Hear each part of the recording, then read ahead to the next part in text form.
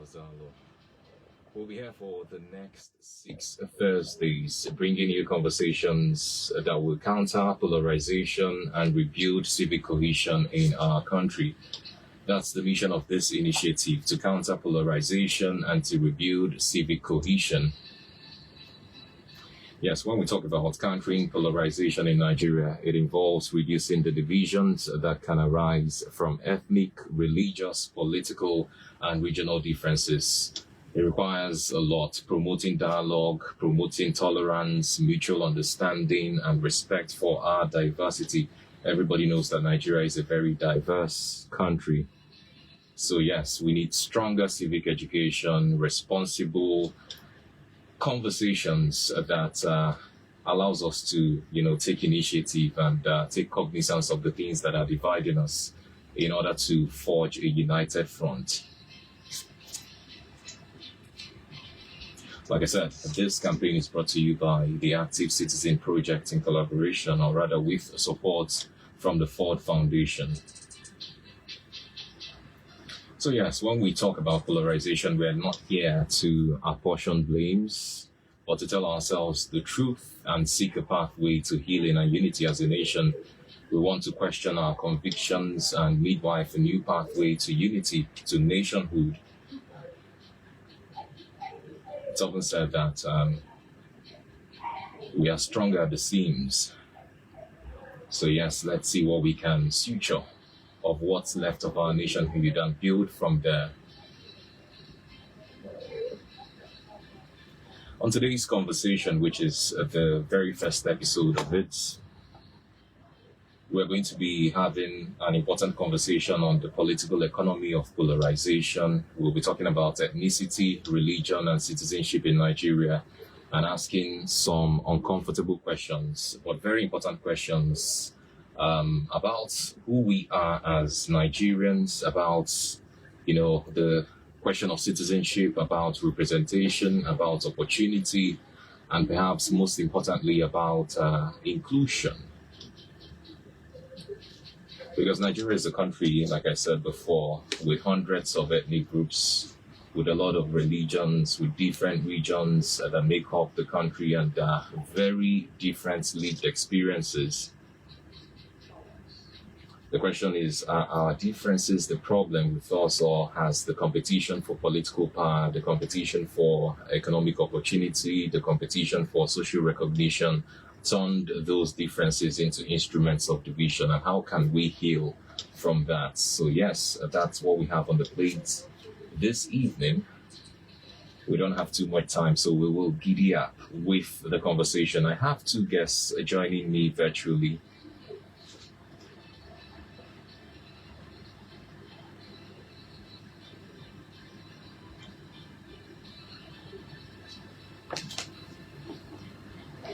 All right, first off, we have a professor of social and political ontology from the Ebonyi State University, Abakaliki.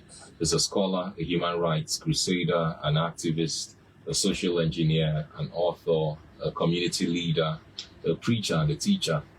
He has taught philosophy for 32 years, from SS Peter and Paul Seminary, Ibadan, to the University of Lagos, and then to Ebonyi State University. He has visited 28 of the 36 states in Nigeria. Join me to welcome Evangelist Professor Joseph Agbo. Okay, we lost connection with him briefly, but we will connect to him. The second guest that we have this evening is a man who holds a dual master's degrees in Law and Development Studies from the United Nations Turin School of Development. He has an extensive experience in public policy, public administration, legal research, rule of law, anti-corruption, conflict management, and peace building. He is currently a senior research fellow and lead Active Citizen Initiative Justice Research Institute, West Africa, and also is a senior advisor on strategy and intergovernmental affairs for MicroSave International Consults.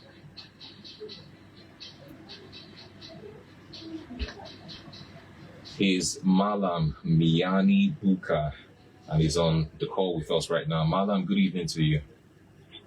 Good and glad to be on your program. Thank you so much for joining us this evening. Let's see if we can get the second guest connected before we carry on with the conversation. He was supposed to be here physically, but some unforeseen circumstances made it impossible. So yes, we'll have both of you join us over the phone.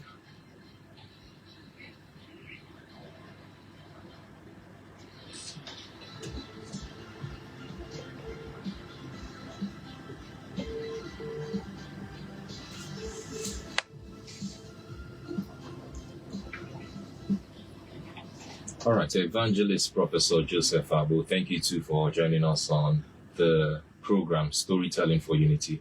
Evangelist, are you there? Thank you. Thank you very much, Yagazie, for having me. And I also want to greet Mallam. Good evening, Mallam. Good evening, sir. Prof, it's my pleasure to meet you, sir. It's also my pleasure to meet you as well. Thank you. You're in Lagos, right? I'm based in Abuja, but actually presently visiting family. All right. All right, gentlemen. Thank you so much for joining us. It's a very sacrosanct conversation and initiative that we're pushing here, which is storytelling for unity. I don't think we need to stress it enough, too much on the importance of unity for us as a nation, for Nigeria, with over 250 million people estimated to be in this same enclave that we call a country. There is that need to begin to have conversations that will unite us as a people. And today's conversation is very, very important.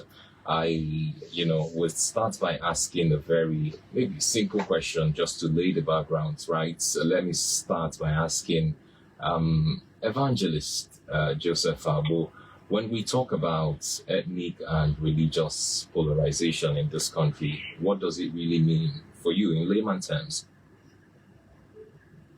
Yeah, ethnic and religious polarization simply means that root where you were reared, or maybe where your father or your mother or your great-grandfather emerged from, that particular ethnic configuration where you belong. Mm. For example, maybe I'm Igbo, I'm Hausa, I am Yoruba, I'm Fulani, I am Nupe, I am Efik, I am Ishan, I am Edo. That's it. Or religious belief. Okay, I am a Christian, I am African traditional religionist, I am a Muslim, I am a Buddhist, I am a Rastafarian. I hope you know that some Rastafarians also say that it's a religion as well. So this is it. So it simply means where you now accentuate where you belong in terms of where you found yourself. You abandon humanity and you begin to push forward those things that are, as it were, peripheral. Because if I was born given birth to by a Muslim father, yeah, I probably would be attending the mosque. Okay. I'll probably be a Muslim woman. You understand? Mm-hmm. But you now see that I happen to have been given birth to by a Christian. Now I become a Christian. It means that it's not, what is important is the me and not where I found myself. And if probably I was born in India and I was given birth to by a Hindu, I'll probably be a Hindu. So this is that capacity or that intention to accentuate or push forward your ethnic or religious leaning. Okay. That's what we call ethnicity or religionism, if you like. Yeah, polarization on religious and ethnic divides, right? So exactly. Now I look at my brother that we are talking with this evening is Mallam. Mallam, I was telling them yesterday somewhere on radio that people call a person passing on the road Mallam, but that people did not really know that Mallam in Islam is like a bishop. It's not just like a mister.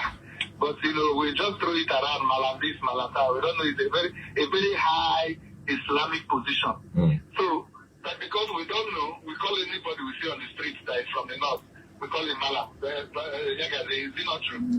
Yeah, it's true. It's commonplace here to, call anybody that you see Mallam. They don't really know that Mallam is a serious, Islamic position that you attain by a lot of study. All right, let's get Mallam in at this point. Mallam, welcome. Thank you so much. Evangelist Professor has, tried to school us on what Mallam means, but I believe that when we talk about polarization, it means seeing yourself from just that prism of your religion or your ethnicity. Tell us how you understand this and, what are the dangers of polarization in a country as diverse as ours? Thank you very much. I'll start in a slightly negative note, which I wish I didn't have to. Just going to that, Mallam is more accurately really just a term for a teacher. Oh, okay. It's more of a Hausa term than it's not a religious term. But, to the extent that a person can be a teacher anywhere. Okay. Then the person can be a Mallam. So when you go to school, you call the person Mallam. And why you have a lot of the sort of coincidence of Islamic clerics and religious leaders being called Mallam is because you teach. Pretty much in the same way that within the church and within the Christian faith there is a fivefold division of calling. There's some who are prophets, teachers, evangelists, pastors, that kind of thing. But within that space, there is a sense to which the one that seems to be the most obvious is every time you gather in church on Sundays and other days of the week, there's teaching that happens. And at that point, the person is a Mallam.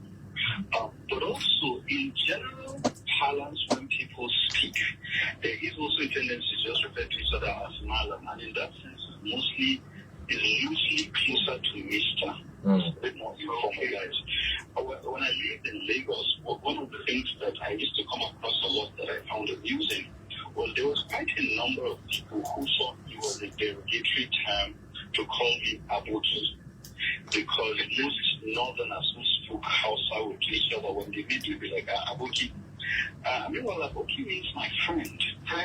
In the same way that when you come across someone who you don't know in any other way, but you can identify from a point of being from the same place, having the same accents you want to, that becomes your first basis of communicating. So you say, okay, it's like, hey, my friend, how are you? Simply because, it's no different, I guess, from if two African Americans run into each other in some seriously white part of America, and they go, mama, or what's up, like, yeah. They know each other, will take a second, so that kind of thing.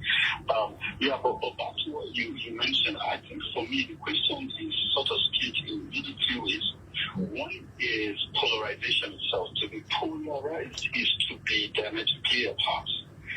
If I can remember my secondary school mathematics, which I failed, we were taught about parallel lines, which they defined as two lines that never meet, walk together, but they never meet. And I remember clearly my teacher used to use the reference, his mental reference to help us understand was a real track. Let's say in a real track, there's those two lines that are vertical.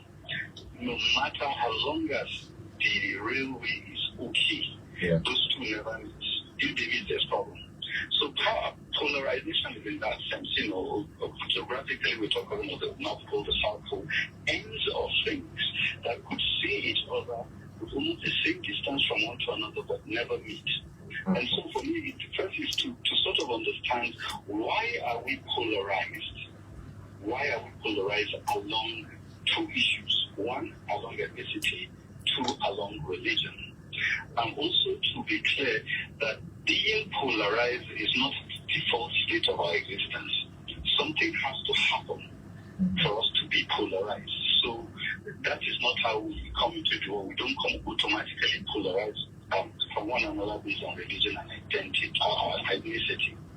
Ethnicity, as Prof mentioned, is more akin to sort of a person's personal history belonging, where you come from, what your origins are. And who shares the same norms with you, the same accents with you, the same language with you. Yeah. Religion, I find, is slightly a bit more nuanced in that historically there was a time in the world where most people's religion was determined by their ethnicity, where people were in small travel-on teams and different communities have their specific gods. You want to read, if you remember, Things Fall Apart, for example, where Achebe talks about each person's Obi, and then, or your Chi, and there's always a sense to which there's a personal deity that is a family or an ethnicity or a tribe.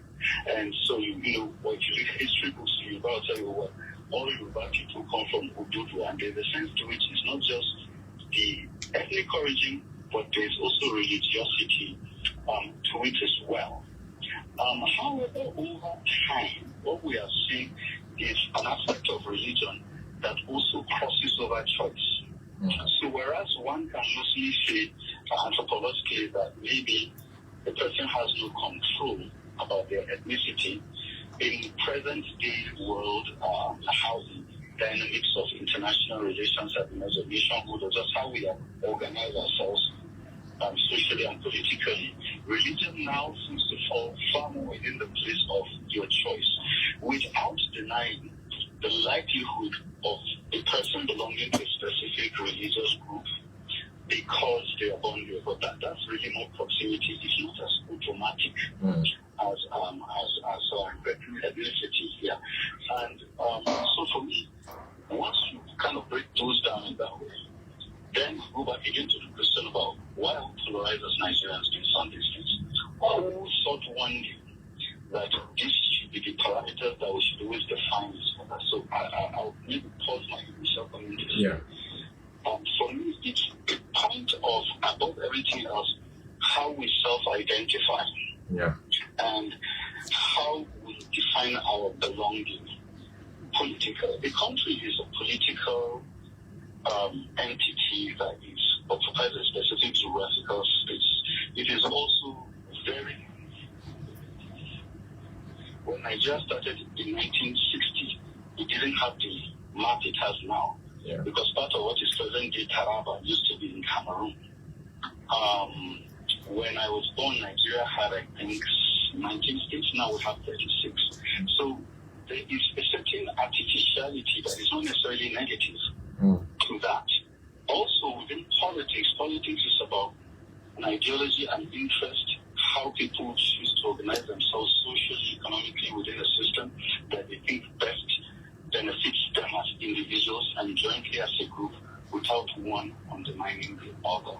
Right. And so I would say that the more I observe it, the more I think that part of the reason we are polarized is because we have chosen historically, and that's another subject matter, to build the political space for Nigeria, to define our nationality, quote-unquote, citizenship, based on one, ethnicity, which is quote-unquote natural, and two, religion, which is sort of pseudo-natural by choice. And from where I sit, they ought not to be the basis upon which we lay one. They are very, very different. So a person's relationship with the country they belong in as a citizen is a very deliberate, artificial political relationship. And it should be laid as much as possible between the individual and the country, not between groups and countries. So for me, it starts with how we define the Nigerian citizen. So when we look at it, the Nigerian citizen typically tends to have 3 layers of identity before they get to Nigeria. Their ethnicity, their religion, their state, then Nigeria. And unless you flip it, where the relationship between that person as an individual is first and most important, without throwing the others, we probably will remain polarized. And so just initial thoughts. All right. Thank you so much, Mallam. That's an insightful opening comment. You talked about this polarization that we witnessed, and it's evident in Nigeria now not being our default setting. If I'm quoting you correctly, it's not natural. We are not born polarized. It's something that instigated that polarization in the first place. Evangelist, I'll get back to you now. With what Mallam has said, is it safe to say that polarization in Nigeria is artificial? And if it is, what are the main causes? Because some people would say, politics and economy, or, the economics sort of like is the major cause of polarization, and not necessarily the cultural differences or the religious differences. What are your thoughts in that regard? Yeah, thank you very much. I was thrilled listening to Mallam. It's each time I understand, each time I listen to someone who has his thoughts in the right place, I enjoy it. I almost felt like continuing allowing him to talk on. Yeah. And he couldn't have said it more correctly. These things are artificial. And some of us who have been on this for long have discovered that it's political. Unfortunately, seriously, it is political. Like I said, I've traveled around this country. Incidentally, where Mallam is now is one of the places I have not really been to in the north. Out of the 19 states in the north, I've traveled to 13, either 13 or 14. And Bauchi is one of them that I have not, out of the 5 or 6 that I have not gone to. Bauchi is one of them. And in the south here, I've been to all the 15 except 2, which is Kwara and Bayelsa. And when you meet, incidentally, I also schooled in Lagos. I schooled at the University of Lagos between 89 and 93. I was at the University of Ibadan. I have also visited ABU Zaria as schools. And I discovered that I was already there, somebody was asking me something. So if you have, the person was asking me another question actually, but I had to use this as an example for him. I told him I have a friend in a neighbor in Festac Town, Lagos. Our neighbor in Festac Town, Mohammed, a Muslim from Kano. And I told him if there is something like reincarnation, and I am supposed to return here again, and I'm asked to choose somebody to live with, I will choose Mohammed. And the person said, why? I said, I have never seen a more peaceful, a more critical, a more considerate human being like Mohammed. But Mohammed is not evil. Mm-hmm. When they announced June 12th election, and I had to trek from Festac Town to Unilag with a black card, I didn't do it because Abiola was Igbo or that Joseph was Yoruba. I did it because it was the right thing to do. What had happened is that I remember when I was in the University of Lagos, this is story, right? We are telling story of Nigeria. Yeah. When I was at the University of Lagos, one of the best persons that took care of me, I lived in lack. I managed to just pass through school out of determination. Was Beniga, who was studying law. I wish I can get him now. He will always keep food for me. I know his programs. I know when he's cooking. And he will always tell me to come around. I will go. I will have food then. When Shore was injected at the University of Lagos by cult boys, this was the same Omoyole Shore, I was among those that led the strike in town to be able to rescue him and go to get those people that did those things. Yeah. These things that are happening to Nigeria is happening because there are some politicians for position, 1, and 2, for economic purpose, who try to cash in on it to get at us. Otherwise, look at those people that used to fetch our water, for example, in Lagos, when I was living in Lagos, those outside young men that used to fetch our water and cut our wounds, were they harming us? No, they were not. And we are living, even this challenge that we're having now with the the cattle rearers and the farmers. Yeah. Even when I was living in my village, Yagazie, in the 80s and late 70s, if any of them destroy any crop, come and see the way they will come apologizing, asking you how much would they pay. And we will always say, no, you people didn't do it deliberately. Sorry, don't worry. They were asking us, come and take me out. Come and take. How did we get now to this point where you see your brother, a fellow human being, and all of a sudden he becomes a stranger? It is politics. Mm. Politicians use it when they want to, seek position. They now use it. And when they want to get economic power, they also try to use it so that they can get more than the rest. That's what I think, and that's what I have pushed, that's what I have written over time. And last year I was in Lokoja for a conference, and I remember presenting a paper titled One the number towards harnessing the power of female sexuality for apology and forgiveness. And my theory is this: the way women, they move from one place to the other. And the moment you have a woman, I have a lot of my sisters that got married to Guinea people, Yoruba people, and Hausa people. And we also have some Hausas that we have married.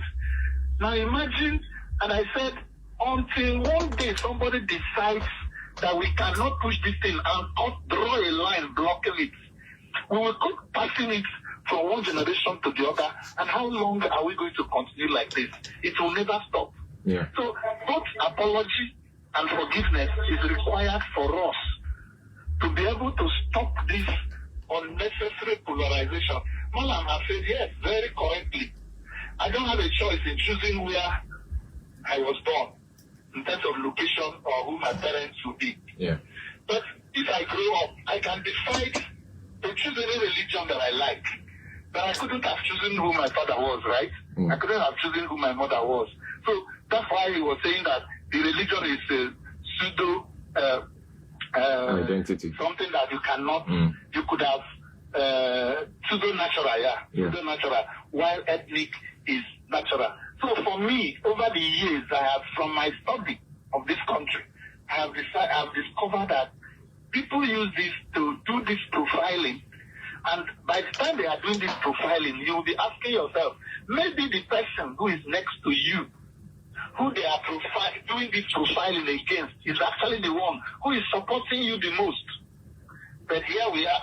There was a time, I don't know whether I have entered university then. No. I just went to Ijora in Lagos and entered 1414 and headed for Mina. I wanted to go and say IBB. As a young man, somebody said, "Are you all right?" I said, "Yes, I am." They said, "What did you want to go and say?" I said, "There are things I want to ask him personally that I am sure you like a Nigerian, a young Nigerian coming to ask him such questions." The unfortunate thing is that when I got there, there was no phone now. When I got there, he just traveled to France the day before. And when the people at the gate discovered that I was really committed to wanting to see him, because they said, "How long will you stay?" I said, "I will stay with you here till any day he's able to see me." They now told me clearly that he was not around. So I had to join my brother in Abuja, stayed 2 days before coming back to Lagos. But this is ordinarily what an ordinary person who wants to relate with the other Nigeria. I have always said this is one of the best countries in the world. A country where you can have autumn, summer, and winter at the same time. If anyone you want, you just move to that side. All right. Evangelist, thank you for those stories. And one I find very striking is, the thing you've narrated about, cattle rearers in the past and how the relationship between them and the host communities or the communities I was in the village. I lived there. Yeah, the relationship was less frictional than it is now. And, There was no friction at all, sir. There was no friction at all. And if a cattle eats any of these crops, and you go and complain, they will apologize, say, "Oh, we didn't, it was not, maybe the bigger person will say, this boy just looked away before this thing happened. So sorry, please don't." And when we say they will be asking, what do we pay? What do we pay? And we'll say, no, don't worry. And they will say, come and take free, come and take free, come and take and drink. Yeah. So the point I'm trying to make is, how did we then get from all of that, which can be likened to a utopia of some sorts of relationship between Nigerians of diverse ethnic groups, to the point where we are, where we feel it's very important at this time to begin to raise the conversations about the things that unite us. Mallam, I'll come back to you on this. And you've said that we need to flip how we view ourselves. You talked about the three identities that Nigerians first, see themselves through before they see themselves as Nigerians. How do we begin to, turn around the story and turn around this particular situation? When Prof was speaking, I kept thinking to myself, these people had better have given you transport money at least without travel. They didn't give you. Then I just said that some of us would be like, because I was not expecting something, because they were just people at the gate. If I had met IDP, you would have given me transport. You can be as impressed as you want to be with all of my commitment. Brother, excuse me, the money said, take this one, do transport, go back. We really believe in you. People can really believe in you. So I think that's maybe if I had met IDP, you would have given me, but since they are just soldiers at the gate, so just based on your stories on what you said, what's clear to me is that we're from a younger generation, and it seems our generation we're slightly more cynical. So we look at you and like, it's not, we're not, okay, I think we shop. You finish the sailing bill, I give you something. Yeah.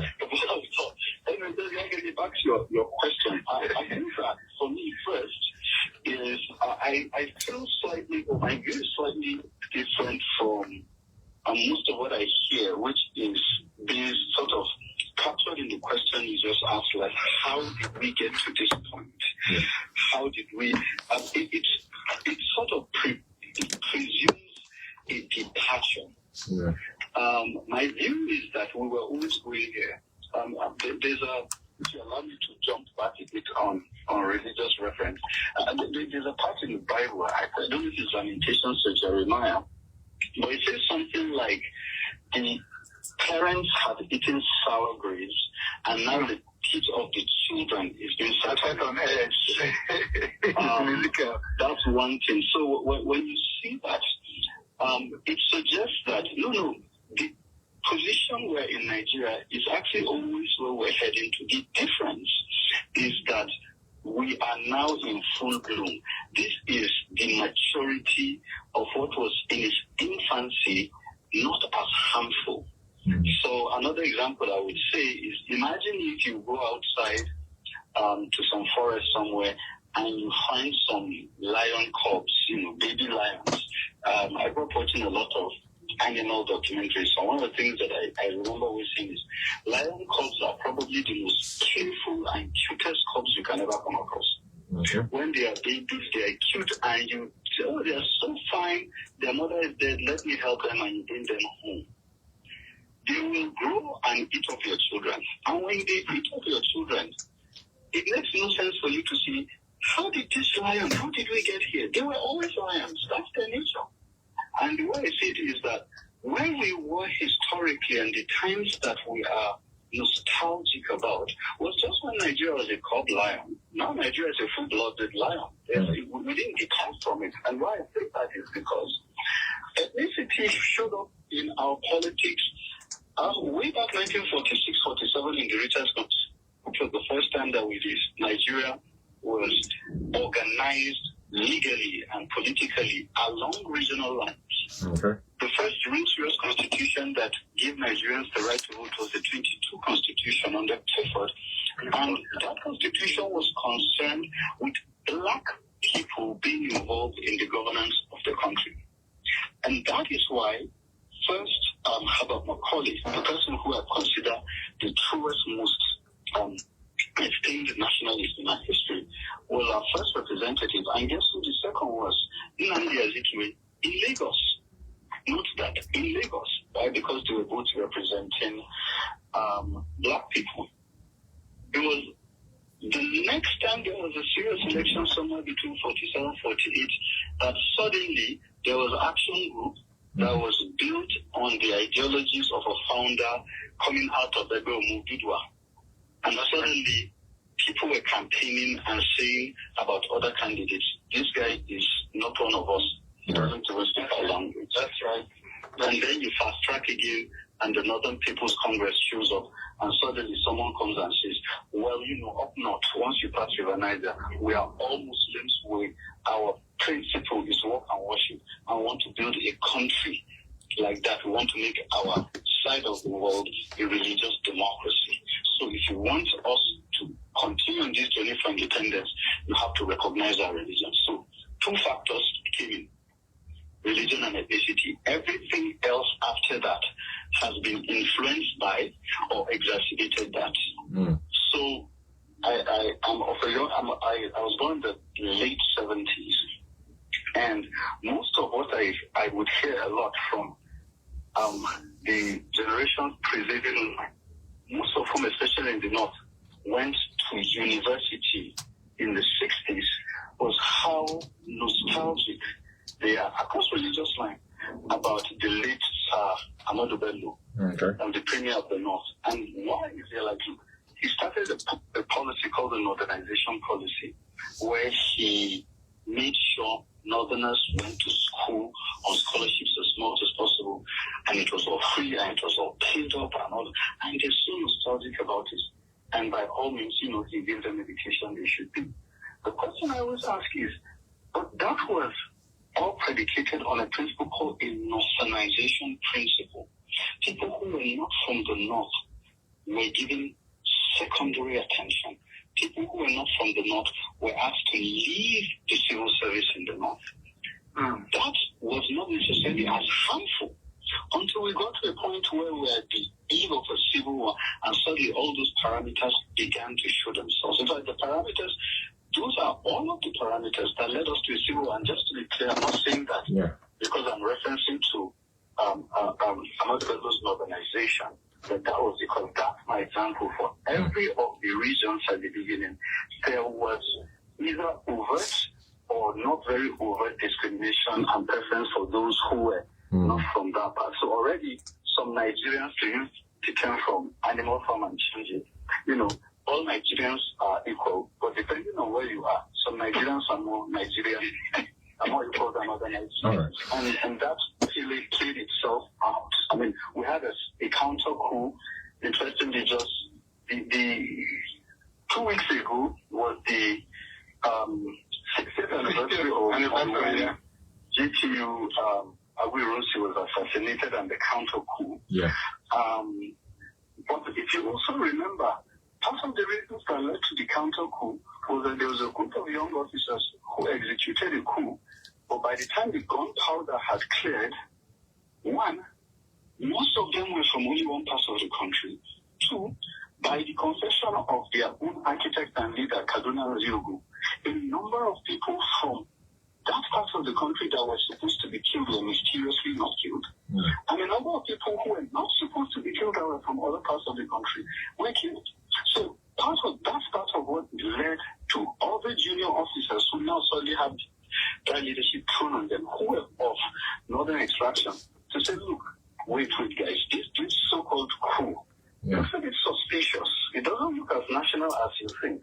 And then, like they say, the rest is history, and we had a civil war. So for me, that is the thing. And I always struggle when I discuss this because I tend to spend more time talking about the history and what to do. But for me, it's important that you record. It's like you go to a doctor and you tell the doctor, stop asking me all of this now.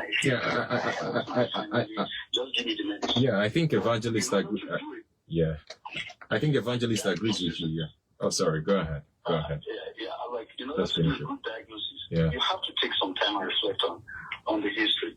So having done that, for me to kind of move forward to say, my view on that is that if we want to tell ourselves the right stories, then we have to build a system that enables us to see each other in a different way.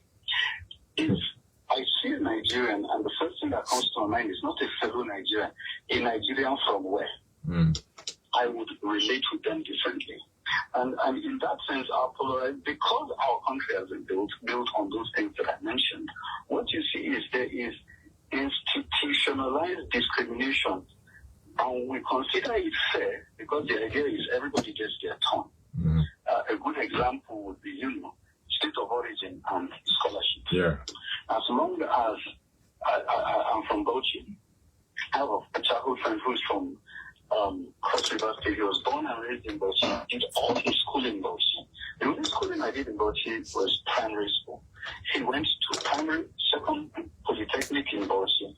He is very fair, has a hooked nose, incidentally. Yeah. If you see him and I wearing kaftan, you will immediately think he is far more likely someone who is Fulani than if I am or otherwise. He speaks the kind of Hausa I will never speak because he spent time here. Every time I come to Bauchi, when I get lost, I can't call him to help me. His name is Evang. And I hope he forgives me for volunteering his name without asking. But at some point, I remember we had a conversation and he was telling me the difficulty he was dealing with in Polytechnic because he was denied scholarship. Why? Because he is not an indigenous. So I am in school at the University of Jos at the time. Yeah. I fall back to Bauchi, go to Bauchi State Scholarship or get my indigenship, my scholarship and this. My friend who has certainly given more to Bauchi does not get that. He goes to Cross River and they tell him, dude, your family history is so long and so missing. What were you doing all the time standing in the north? We're going to have to not prioritize. What have you done for us? So and these are institutional arrangements. They are not incidental. Yeah. They are not people's discretion. It is that we build a system like that.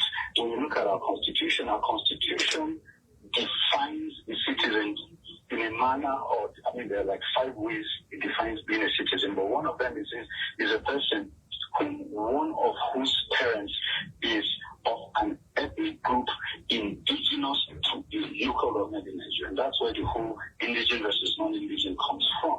Yeah. And that, I think, are the issues we have to, at an institutional level, address and change.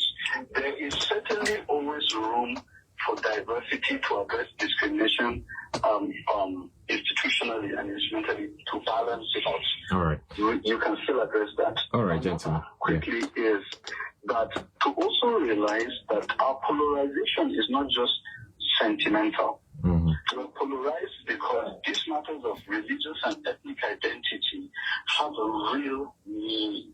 The example I gave on scholarship, they matter economically. Why? Because most of our wealth comes from the sale of one product. We share the money. We're a distributed economy. So where you are, it's a new ticket. To quote, I think it's Olaro to be the poet. It's a national cake. Yeah. And you have to be so big.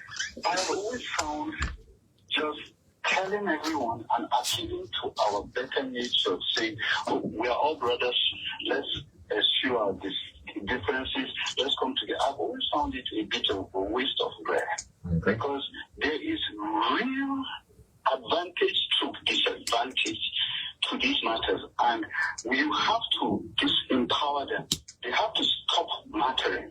Mm-hmm. And it's not necessarily anything different from, say, what you see in America, where people who are not white are perpetually saying, you've got to change a system that unduly favors those who are white and those who are not. Or if I can take it to the more testy situation, Mallam. where, in Israel, the place has always been called Palestine for forever. Yeah. But some people are suffering and some people, the same thing with apartheid. Yeah. Same thing, Northern Ireland has had that same thing. Right. It's easier to preach a sermon about appealing to a better nature, but I find that no matter how much you can tell me to help my neighbor, if there is a very limited amount of food and his children are starving and my children are starving, I will prefer my children. And if there is a fight, I will beat his hungry children so my children can eat. Yeah.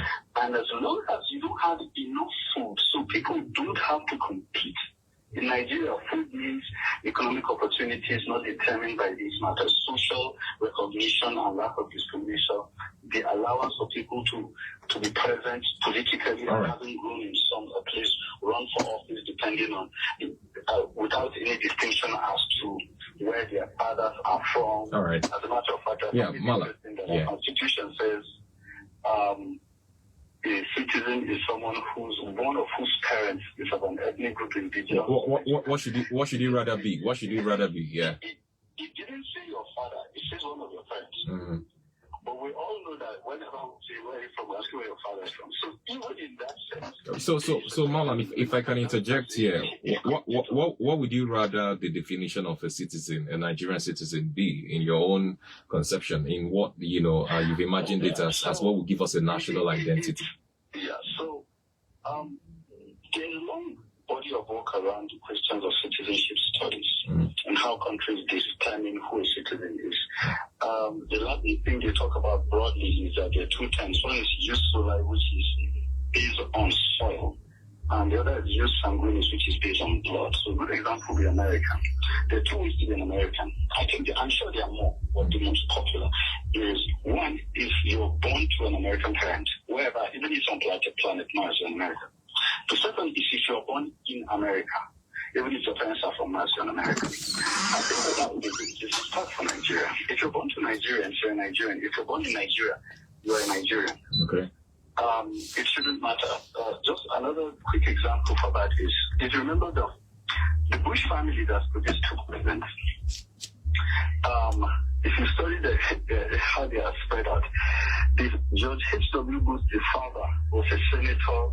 I can't remember from the state, but I suspect it was California. By George W. was the governor of Texas.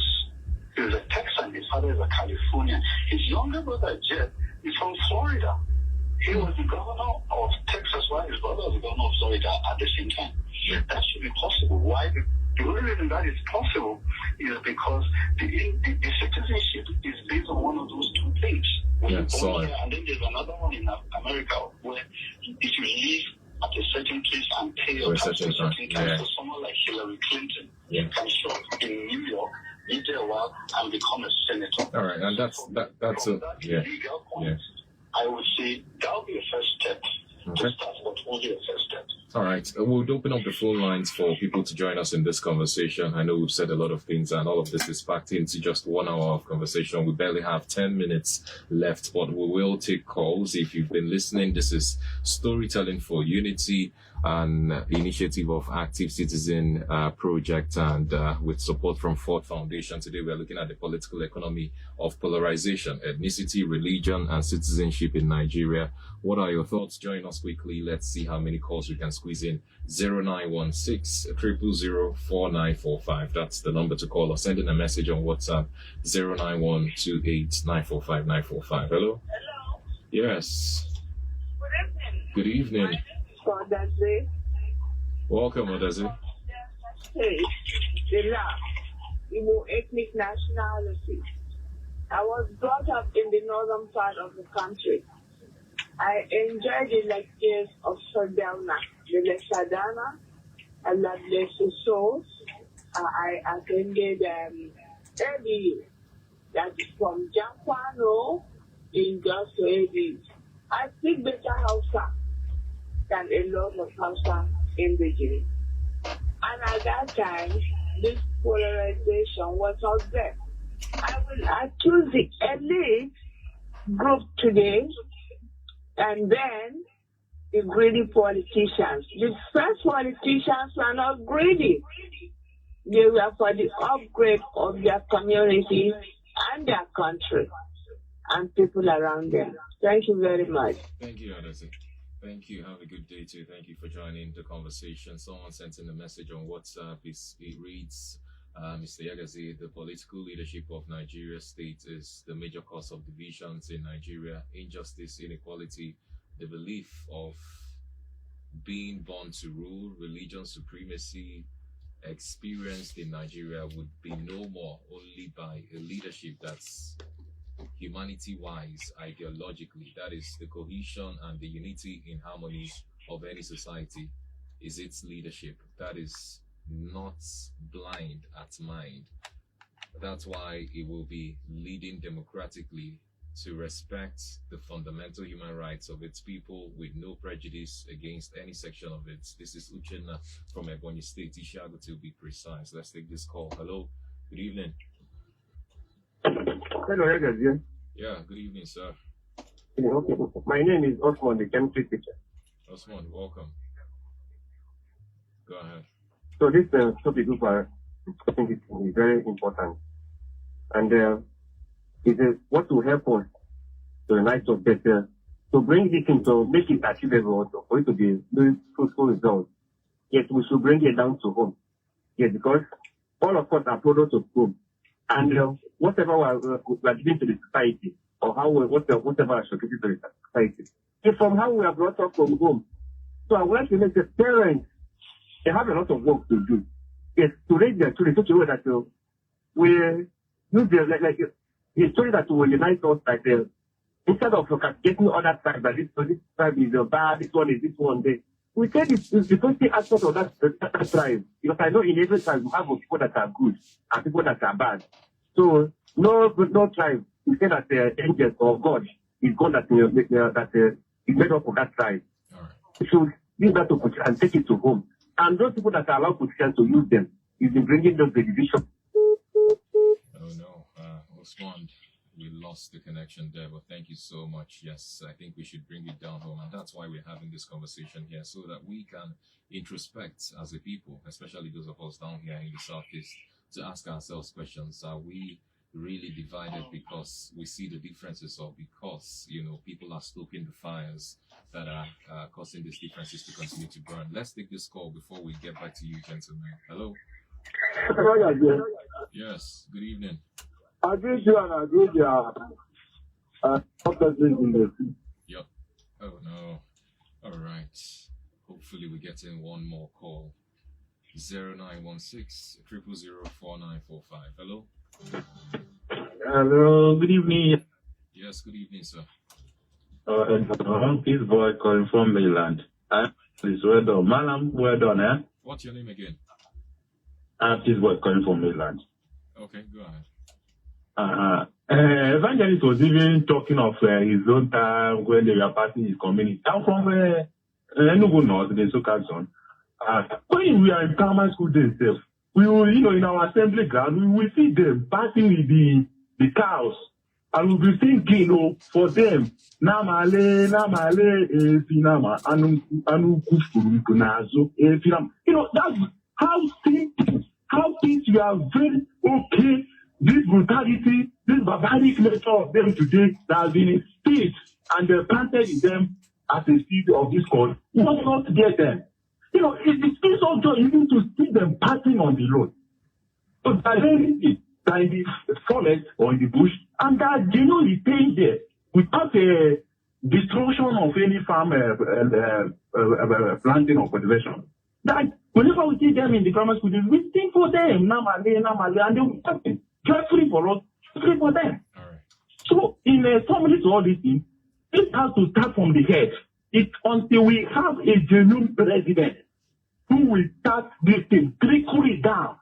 You meet someone like Gumina in the north, you will come down to the east, meet the leaders of the east, of the Yoruba zone, then harmonize, bring all these things together, harmonize it, and that until we have a genuine leadership from the president down that we trickle, that's the only way forward. Well done.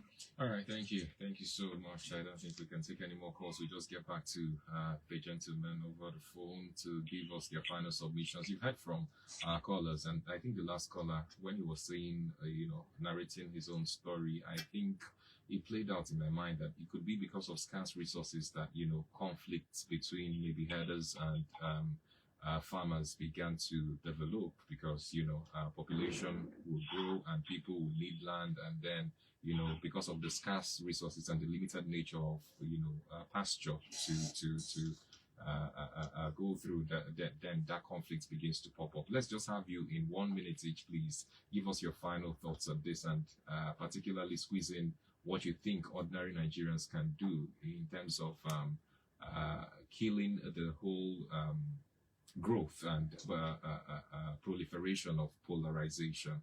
Mallam, maybe I'll begin with you quickly.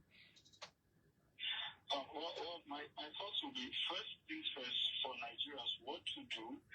Let's stop simplifying each other and defining each other on those terms by broad strokes. Let's listen to each other a lot more.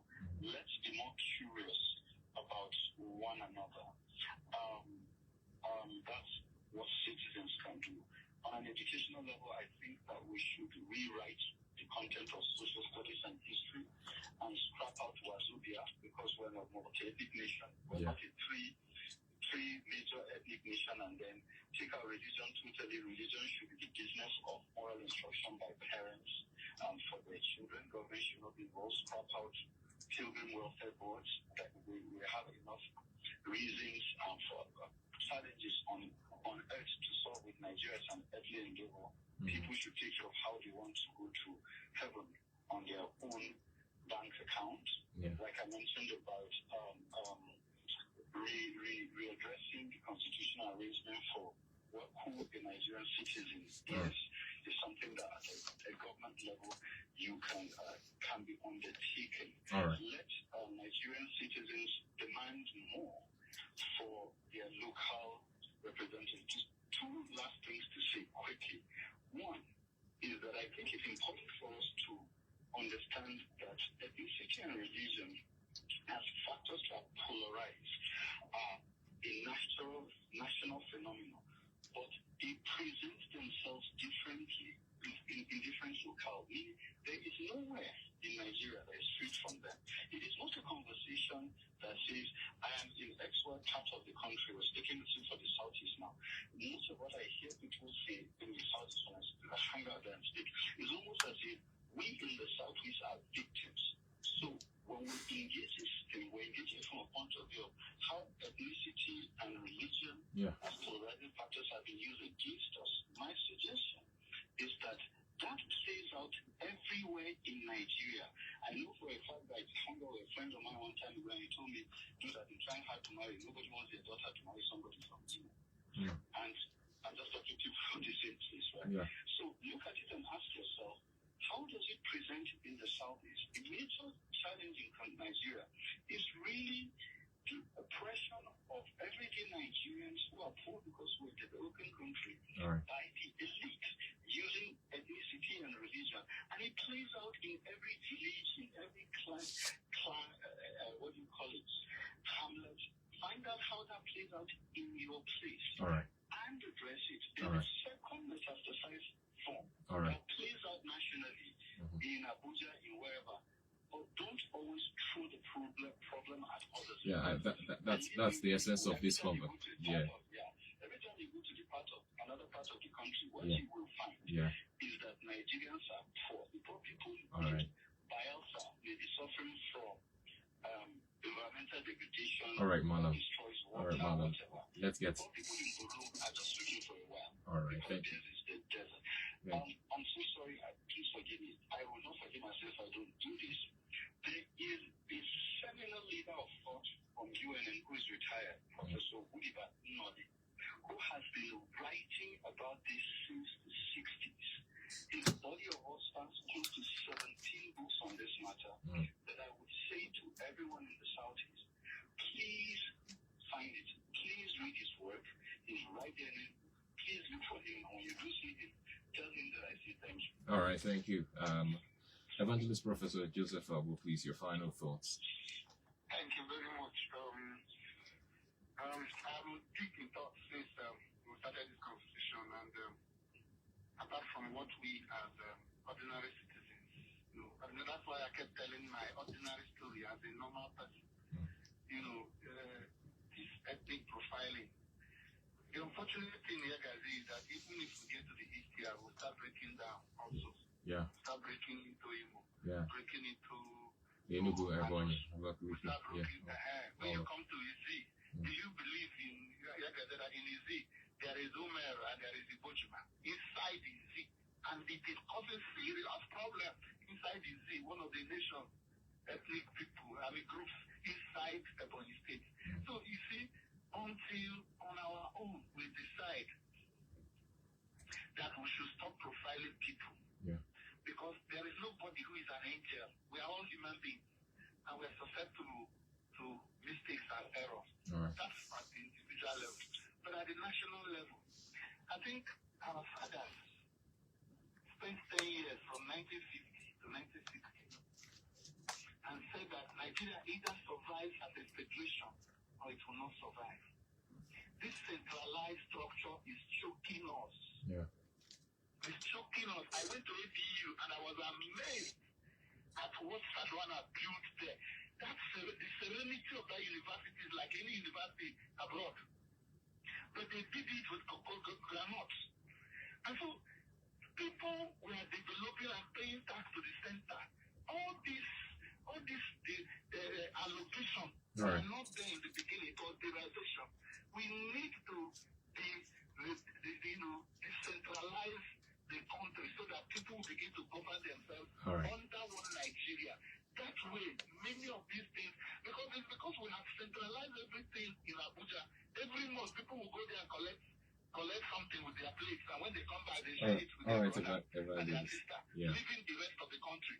We need a political leadership that will return us to a federal state and a federation. Power is not vertical. Power is horizontal. Thank you so much. Now, Thank we you. have a vertical power structure, and it is going to help to make us realize that we are Nigerians. The problem is not ethnicity. The problem is ethnicity. Where ethnicity becomes an ideology that you throw at the other person. All right. The problem is not religion. Yeah. The problem is religionism. Religion is not a human being. It is somebody that is using religion to play a game. All right. Thank you so much, gentlemen. Thank you. It is somebody that is cashing in on the ethnic group to play other games. Thank you so much. Thank you. I must confess that this was power packed. Thank you so much. Thank you, gentlemen. We've run out of time. We'll continue discussing. We talked about this being institutional, so government has a major responsibility because institutions must be fair to all, and citizens also have to have agency. Cohesion is built in the workplaces, in schools, in markets, in universities, wherever it is, churches, mosques, neighborhoods, and all whatnot. There are a lot of people from different tribes employing people from totally different tribes, from different divides, different religions. So we are already making it work, but some of the stories and the narratives and the profiling make it almost impossible for us to work together. Those parallel lines have to meet at some point, and that's what we are trying to engineer with this conversation. Thank you, gentlemen. Thank you for your time, and we appreciate the Active Citizen Project for bringing this on Urban Radio, and of course Ford Foundation for supporting it. Thank you. It's a wrap. This is the first episode. We'll have 5 more episodes next week, Thursday, 4:30 to 5:30 p.m. on Urban Radio 94.5 FM. Thank you. It's a wrap. And prime time will be coming up by 6 p.m. Join Informa for another conversation. I'm Yagazie. Good evening.